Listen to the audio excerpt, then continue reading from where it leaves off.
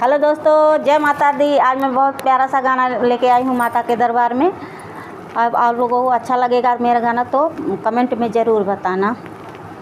जात बाटा अकबरपुर बजरिया ए बालम लहले अइहा हो लहले अइहा माई के चुनरिया ए बालम लहले अइहा माई के चुनरिया ए बालम लहले अइहा माई के कुंवर महीनावा में आई है हो मैया, कुंवर महीनावा में आई है ओ मैया।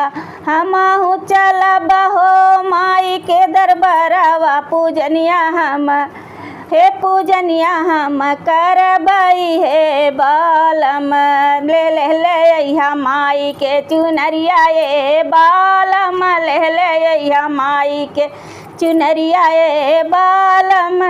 गली गली सजी हैं माई दरबार हो, गली गली सजी हैं माई दरबार हो।